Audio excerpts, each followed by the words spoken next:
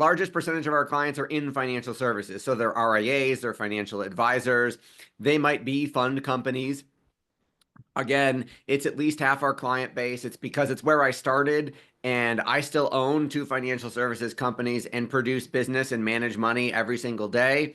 So I think a lot of our clients love the fact that anything we're recommending to them is something we did a week ago and it worked, as opposed to teaching them something from 15 years ago that might not work anymore.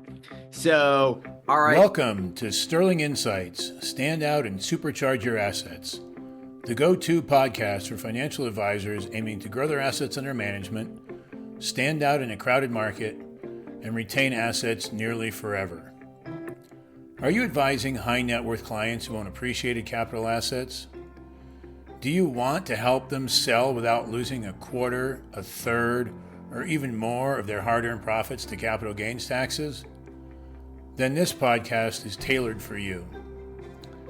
Each episode brings you the latest strategies and expert advice from leading financial advisors, seasoned attorneys, and experienced CPAs. Learn how to maximize your clients' wealth, minimize their taxes, and supercharge your advisory practice with actionable insights. Join us on Sterling Insights, Stand Out and Supercharge Your Assets, where you'll gain the knowledge and tools to set yourself apart and achieve unparalleled success in wealth management. Subscribe now and empower your practice for a brighter, more prosperous future. Welcome to Sterling Insights, Stand Out and Supercharge Your Assets. I'm your co-host, Catherine Silk. Today's guest is our wonderful Seth Greene. Seth Greene is the nation's foremost authority on how to grow your small or medium-sized business or professional practice. Seth, can you share your journey and experiences and how you arrived where you are? I started out as a retail financial advisor focusing on college financial aid negotiation. I worked for a Fortune 500 financial services firm, and before the internet, they gave me the phone book and said, my branch manager said, they're all in there, Tiger, go get them. I didn't know any better, so I listened, and I made 300 cold calls a day, every day, asking strangers for money, and I absolutely hated it. Thankfully, I had the good fortune to find legendary marketing guru Dan Kennedy. I begged my wife for 30 days in a row to let me borrow more than our house to go work with Dan. Thankfully, on day 31, she said yes. And in 2 short years, I went from the last place, 6,700th ranked financial advisor at that Fortune 500 company to being in the top 30 nationwide for opening new accounts. That got me written about in every trade journal in the industry. My phone started ringing off the hook with financial advisors who said, how do I do what you did? I faxed Dan Kennedy and said, what do I do? He said, you start a marketing company and do it for them. So 18 years ago, I left the Fortune 500 company, started my own financial services firm and my own marketing firm the exact same year that the subprime bubble decided to burst, which turned out to not be such great timing, but thank goodness it worked out. In terms of your profession now, what would you say are the kinds of businesses and professional practices that you're most able to help? The largest percentage of our clients are in financial services. So they're RIAs, they're financial advisors. They might be fund companies. Again, it's at least half our client base. It's because it's where I started, and I still own two financial services companies and produce business and manage money every single day. So I think a lot of our clients love the fact that anything we're recommending to them is something we did a week ago and it worked, as opposed to teaching them something from 15 years ago that might not work anymore. So RIA, financial advisor, and then accountant, lawyer, doctor are probably our biggest professional practices, but the largest chunk by far is financial services. Interesting. And what are the main problems that small and medium-sized businesses and professional practices struggle with? So we could do another couple hours on that. I think a couple of the biggest marketing mistakes that financial services companies are making, their marketing is boring, right? If I'm making this up as a brokerage house, as a wirehouse example, but I could take a brochure from Morgan Stanley, take off the logo, slap on a Merrill Lynch logo, and pretty much everything in that brochure is still factually accurate. So what that means is there's no compelling point of differentiation between a Morgan, a Merrill, a Bank of America that owns Merrill, or a Schwab or a Fidelity, right? Their marketing is pretty much interchangeable. Most local RIAs and advisors have the same problem. Their marketing is boring. It doesn't stand out. It doesn't call out to their target market. It doesn't give people a compelling reason to take action now. And thus they get similar boring results to all their competition. And so you've worked with financial advisors for a couple decades. And during that time, among other things, we've seen the continued growth of indexing and indexing based on the theory that because it's so hard to do better than average, the best strategy is to just not try. And so, like you just said, a lot of advisors struggle with marketing. Do you think those advisors can afford to settle for average? And if not, what suggestions would you have for them to rise above the average? Okay, I think there's about three different questions in that question. I'll try and remember them all. Okay. So, first off, you brought off the active versus passive money management controversy. Should we be indexing or should we be active portfolio managing? So, all honesty, I go both ways. Number one, I don't think Warren Buffett just happens to be the luckiest guy on the planet every single year. I think he's doing something different than everybody else is, which is why his returns consistently outperform the market. Now, the average RIA is not going to generate Warren Buffett type returns, right? A lot of the industry outsources the third party money managers, or if they do it internally, they've got their own proprietary system. In our RIA, we do a combination. So we do a lot of work with a portfolio management company called Beacon. Beacon has a sector indexing strategy where it's the 11 sectors of the economy and moves in and moves out actively based on what's going on in the market and the algorithm and what it says to do. We've had great results with that strategy. However, when I originally started managing money in the business outside of the college financial aid side, I was fascinated by the options market.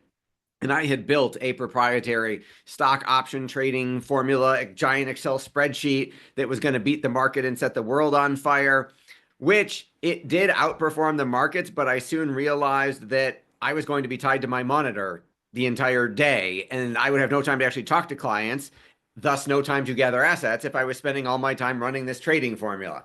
So you can be a victim of your own success. And I decided shortly, once I started gathering a significant amount of assets, I realized I didn't want to be tied to my monitor anyway. I cared way more about the people and my interactions with the clients than I did about the red and green arrows on my screen. That's my take on the indexing controversy. Now, when you talk about advisors being average, no, I don't think any advisor can afford to be average in terms of a life or what you want, right? You could be a overpaid financial salesperson and make 50, 100, 150, couple hundred grand a year just because you're really good at selling. If you're truly, truly passionate about making a difference in your clients' lives, then you can't ultimately manage all the money yourself. You're going to run out of hours in the day, and you need to decide, do I want to be a money manager trading something all day, or do I want to be a relationship manager and add the best value in terms of behavioral psychology for my clients, which is the side I kind of fall on. So no, you can't afford to be average. What can you do to help you stand out? Number one, I think the biggest mistake, other than being boring, is not having a clearly identified target market. So I think one of the things that would make the biggest difference is if financial advisors picked a laser focused, micro niche specific target market and focused all of their efforts on those people, and they could see dramatic results in 90 to 120 days. Yeah, that makes sense. That sort of ties into the theme of hard work, which is reminiscent of a quote from Thomas Edison, who said that genius is 1% inspiration and 99% perspiration. By perspiration, he meant hard work. So, you're clearly a hard worker and very driven. In the field of marketing, if you were to state a version of Edison's ratio of 1% inspiration to 99% perspiration, how would you rate hard work versus inspiration? Okay, so I'm arguing with Edison in this example. So Okay. I'll go 90-10. I'll go 90% perspiration, 10% inspiration. I think luck is a dividend of sweat. The harder I work, the more I sweat, the luckier I get. Okay. It even rhymes. It does.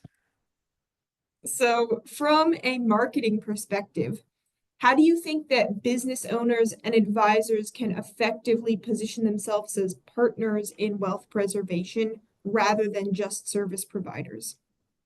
That's a really good question. Partners in wealth preservation, I think in that case, it's got to be about being on the same side of the table as the client. It's no longer, I'm here, let me sell you something. It's kind of, I, for example, invest my own money in Beacon. So everything I've ever recommended, I also own. Um, it's funny, my very first branch manager in the business, like the first week of production when I didn't have a sale, he's like, well, why haven't you sold yourself? And I said, what do you mean? And he said, well, why don't you buy a life insurance policy on yourself? You got to drive what you sell. I was like, because I'm 22 and broke. That's why I'm not buying life insurance on myself. And he's like, well, you need a sale this week. So buy yourself the cheapest policy you can afford. So I think to some extent it's true, though. It is much easier and more spiritually, emotionally congruent if I'm making a recommendation and say, look, when I started owning the same things I was recommending to my clients, my close rate went up. When I said, I literally show people my account statements and go, here's my financial plan. Here's my college plan. Here's my Beacon account. You should do the same thing. That level of congruency and confidence dramatically improved my close rate because people are like, oh, he's recommending exactly the same thing. It must be good enough for him. It's good enough for me. And on that theme of, wealth preservation, high net worth clients are often focused on preserving their assets for future generations. So, how can the marketing strategies that you've developed for business growth translate into effective tools for preserving that wealth? I think you've got to, Robert Collier said you have to participate in the conversation going on in your prospect's head. So if our high net worth clients are worried about preserving their wealth for the next generation, our marketing's got to reflect that. And we've got to have investment and insurance and tax strategies designed to accomplish that. And then you have to actually market that you do that. Because one of the things advisors do wrong is we assume our clients know what we do. And they never know everything. Even your best client doesn't understand every single thing you guys do. And I guarantee you there's stuff we do that you don't know about. So I think it's important that you have to explain over and over and over again what you do and why you're different in such a way that that right client says, that's me. I want that. Sign me up. That makes sense. So you've had, quite a long career and you've gotten to do a lot of different things that are all related to each other. But what is something that you know now that you wish you knew when you started? Wow, that's a great question. What do I wish I know now? I wish I knew that it was going to be okay. I wish I knew that it was going to work out better than I ever thought it was. I wish I had hired sooner. I wish I had built systems to run my business without me sooner. And I wish I had taken the leap and started investing in myself from day one, as opposed to the many years that I didn't invest in myself that I wish I could go back in time and fix. Interesting. What does invest in yourself mean? So I took the first leap of faith to work with Dan Kennedy. And then after that, it worked. There were a number of years where I never went to a live event. I put off going to conferences and masterminds and seminars for years, thinking I know enough already, or I'll just read some books and I'll be good. And there's nothing like being in a live room with super smart people all trying to learn something or grow. And I wish I had started doing that and getting on planes and going to events way sooner. Hmm. What was the main thing holding you back? That's now I have to remember I don't know. What might have been a limiting belief. Um, Thinking I didn't want to travel. I had, a young wife and kids, didn't want to leave, thought I could always do it later. And in all honesty, I didn't know what I was missing. I didn't know what I didn't know. I had a client who took me to my first event. He said, hey, I got 2 tickets to this conference in LA. You want to go with me? And that was the impetus for me to tell my wife, hey, he bought me a ticket. I guess I'm going. Sorry, I'm leaving. But Uh-huh. when I experienced that event, it was like, oh my God, like I got hooked and said, I need to be going to a ton of these. And there were many years where I was on a plane every single month. Did you see like rapid growth in your business, or your skills soon, or did Yeah, it take a while? absolutely. That very first event, I treated it like an investment. I treated it like the event itself was a business and I needed to make it profitable, which I did. Then said, oh my God, I can't believe how awesome that was. I need to go do that a lot. So like throughout your career, it seems like that point in your career was a pivotal decision moment. Were there other pivotal decision moments where you had to consider doing something new or taking a scary leap? And if so, what were they and how did you think about them? Yeah, there's a pivotal. We make decisions every single day, right? Every decision you make all day long counts. They all add up. Pivotal decision moments. Now I'm trying to narrow them down to some of my first hire was a huge decision. I didn't think I had the money I was just starting out. I didn't think I had the money at the time. Wish I had done it sooner. The decision to start building software systems to run the business so that someone else could run it besides me. Wish I had done that sooner. I don't have any decisions that I wish I made later. They're all, it worked out. I wish I had done it sooner. Were there any like principles that you wish you'd incorporated into your decision making? Like take more risks or maybe analyze the decision better before I made it or anything like that? I don't think so. I am a pretty good judge of risk. I am a significant risk taker. Otherwise, I wouldn't be here right now. Right. So I'll have to think about the principles question and get back to you. Okay. Right now in your business or with all your success, what would you say some of your biggest challenges are? Biggest challenge is getting out of my own way, keeping up with the growth. So there's the balance between growth and capacity. Do we hire more people? You have to have the people to serve the clients, but you got to have the clients to pay the people. So I'd say that's probably kind of our biggest daily challenge at the moment is the balance between growth and capacity. Yeah, that sounds like a good challenge to have, though. We don't know Better what's than doing better well. than the opposite, yes. Yeah, for sure. A lot of the advisors who listen to this podcast have kids who are maybe in college or about to graduate.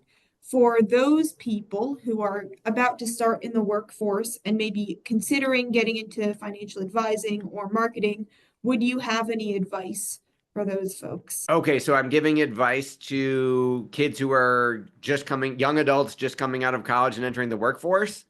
Be willing to go the extra mile. There's no competition there. Be willing to learn and work for free to get your way in the door. And I would spend as much time working on myself as I do working on my career. Mm, I'm talking about by working on myself, I'm talking about the personal development. I think your career and your business can only rise to meet the size of the vessel that you become. So I think that the more work you do on yourself, your career and or your business will rise to meet that. okay. It is all on our website at marketdominationllc.com or on one of the thousands and thousands of YouTube videos or podcasts I've done. Okay. Sounds good. So, where can our audience specifically go to learn more about you? Our website is marketdominationllc.com. If they are in the investment industry and would like to listen to the RIA podcast that I host, I would highly recommend it. Okay, great. Well, thank you, Seth. Thank you, Catherine. Thank you for listening to another episode of Sterling Insights, Stand Out and Supercharge Your Assets, where we provide the info you need from successful leading financial advisors, lawyers, and CPAs. Your hosts, Roger and Catherine Silk, invite you to learn more about Sterling Foundation Management by visiting sterlingfoundations.com.